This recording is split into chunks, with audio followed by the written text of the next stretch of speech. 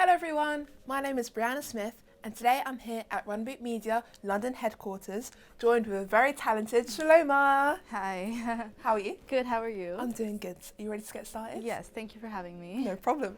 So you're a dancer, choreographer, yoga instructor and personal trainer. That's quite a lot. Yeah. How did you discover your passion for movement and how did it evolve into this career?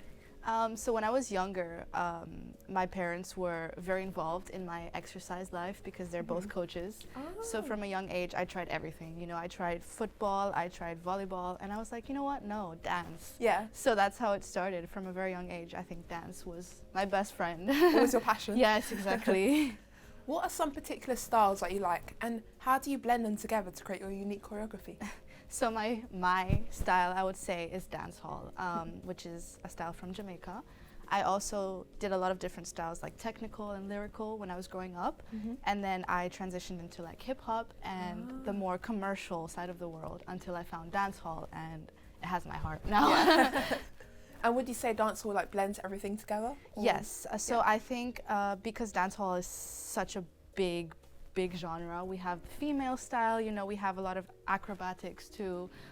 There's the men's style, there's a smooth style, there's old school, mid school. So with dancehall, it's really easy to find everything you may enjoy, you know? Yeah. You've performed across Jamaica, Europe and the US. Can you share any particular experiences? Yes, so I think being in Jamaica and being able to perform in Jamaica, where I learned dancehall, was one of the best experiences for me.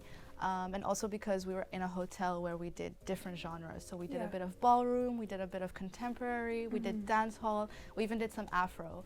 And I feel like that experience was so nice because I was able to show like versatility, and to be with people who really love dance is something that's incredible. And I guess like you would have learned a lot as well. Definitely, I did. And the time, you know, you have to be on time, and it's definitely. so much rehearsals, and it was a great experience. Yeah. How do you infuse cultural diversity into your dance? And could you give us an example of how you have done this with dancehall? Yes, so I think cultural diversity is very important. I think as humans, you know, maybe we belong to one culture or we come from one culture, but that doesn't stop us from experiencing others and maybe falling in love with a culture that is not your own, which is what happened to me. And because I've had several influences in my life, like the American, the Eastern European, and now the Jamaican one, I was able to, you know, blend it and be able to give back to everywhere I go. So for example, now with organizing workshops, a lot of people in Eastern Europe get to learn from Jamaicans for the first time, and that creates a lot of diversity, and it really spreads dancehall as a genre of dance. Yeah, I think that's great and brings people together. Definitely, as well. Beyond the physical aspects, what role does dance play in your emotional expression? So because I've moved around so much in my life, the only person I really had, or the only thing I really had with me for that entire time, was dance and music. So whatever experience I've had tend to come out in dance and in the way I express myself. And with dancehall, why I relate so much is because, like I said, there's different ways to express yourself, you know, femininity, a more aggressive style, and also just dance in general and movement allows you to express yourself if you're not able to say it verbally, you know. And you've mentioned in the past that dance is a tool for building communities. Yes. Can you elaborate on how you use dance to create a connection? Yes, so dance hall or dance in general, you know, it's a social thing. People go to classes, they're around other people. When you freestyle, when you go to workshops, you know, there's always someone there. And so being part of a community is just something that encourages people also, and feeling at home in your community is also something that, you know, is a great experience. So I think that organizing workshops and organizing different events where Jamaicans get to come, not only do we get to experience their culture, but they also get to experience ours, you know? So it's like they learn and we learn in different ways, but we share, and it's a community of growth. Yeah, you know? definitely a community. Yeah, it's really nice. So workshops like JO2 UK and Female Power are very inspiring. What motivated you to create these events and what impact have they had? So when I was living in Jamaica, I got to learn from these people all the time, you know, 24/7. If I wanted a class, I would just message them and, you know, get to dance, right? But here we don't have that, and it's very important to me to learn from the source and for other people to learn from the source, you know, because I am like a connection. I'm the bridge, you know, from one to the other. So I thought, you know, if people come here and if the dancers get to experience and share their craft, then this will just keep happening and keep spreading. And I'm really proud to be able to be one of the first people to do it in UK, you know, and have such a big lineup of Jamaican dancers.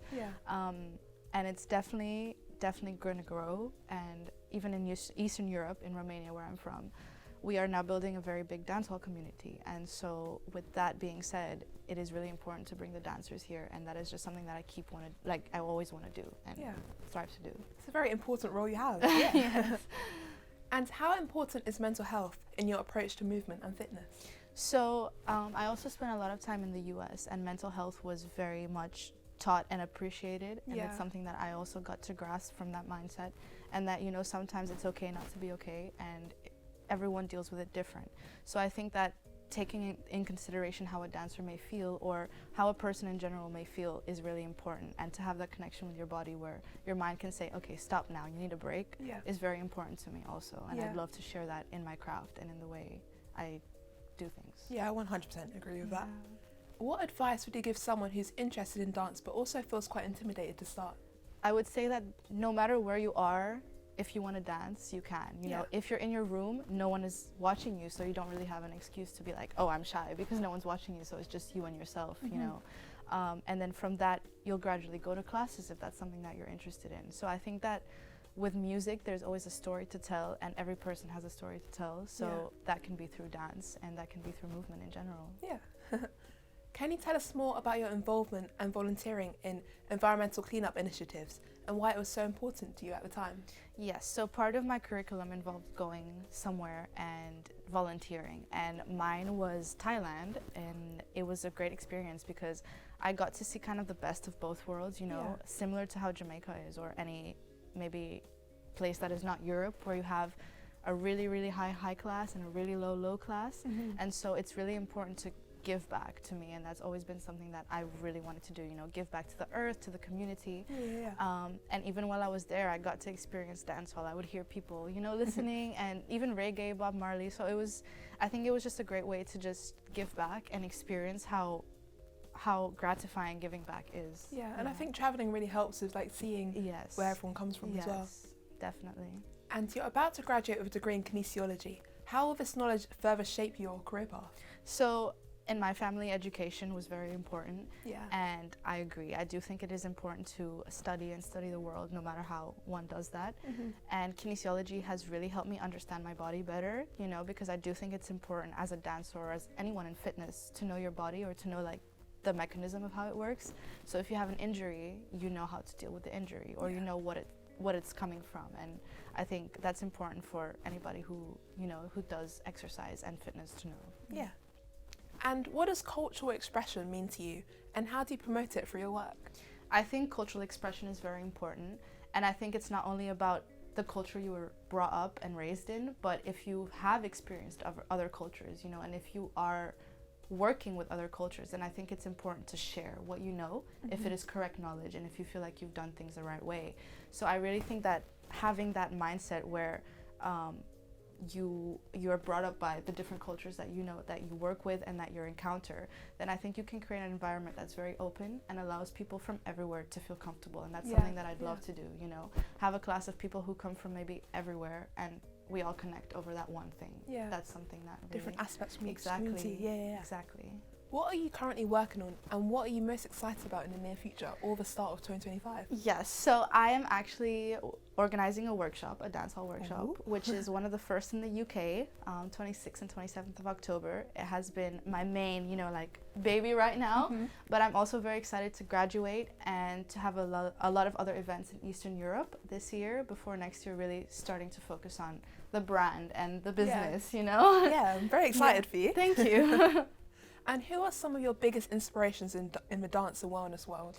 Yes, so I've actually been around a lot of people in Jamaica who inspire me, and I say Jamaica because the grit and the dedication and the authenticity cannot be found anywhere else. You know, like you'll see women who just dance barefoot, or they'll be on their head top on concrete, you know, just flicking around, and I got to experience like authenticity and purity when it comes to dance. You know, they were just genuinely passionate about what they do, and they know how to do it, and they grind and they work hard. And so being around people like that who you have to push around, you know, you cannot just stay stagnant, like you're there, you're pushing, has really inspired me. These women, like in general, just they really inspire me to push and do better. And would you say that changed your perspective on dance when you saw that? Definitely. I'm so used to, you know, doing my hair and my makeup and going to a class and being ready and trying to show myself. Whereas I go to Jamaica, nobody cares about what you look.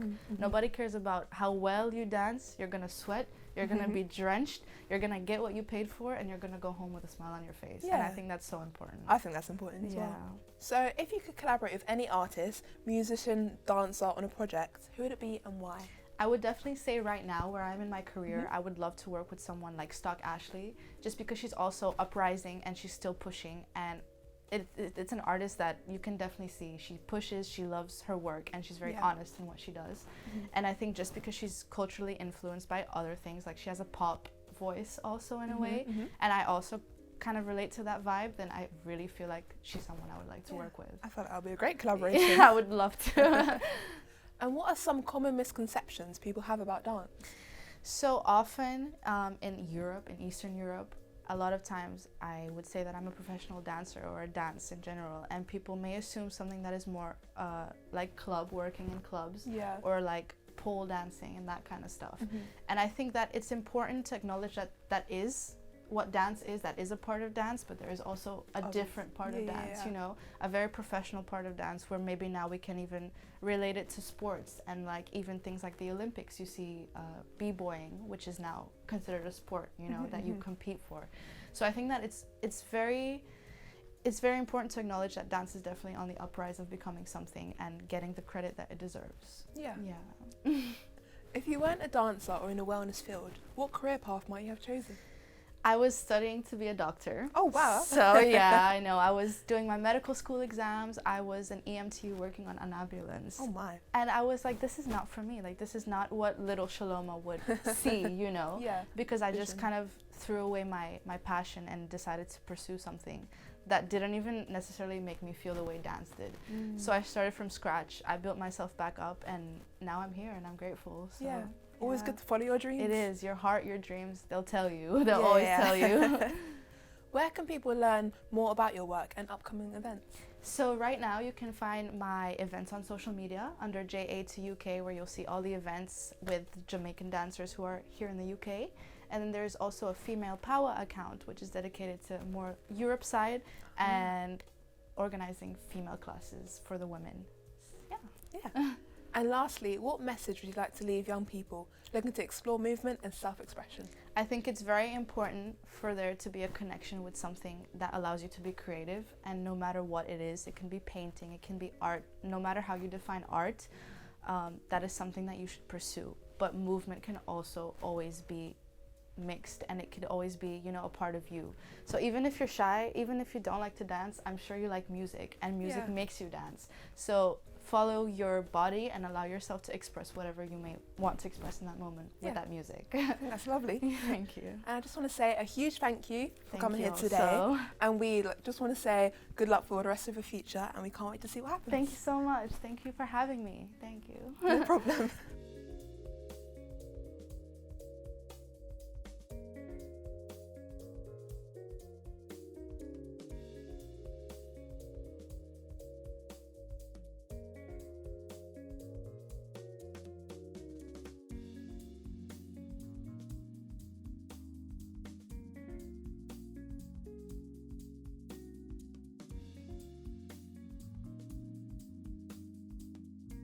Remember to like, comment and subscribe to RUNABEAT and hit the notification bell. Also, don't forget to follow ours and the artist's socials below.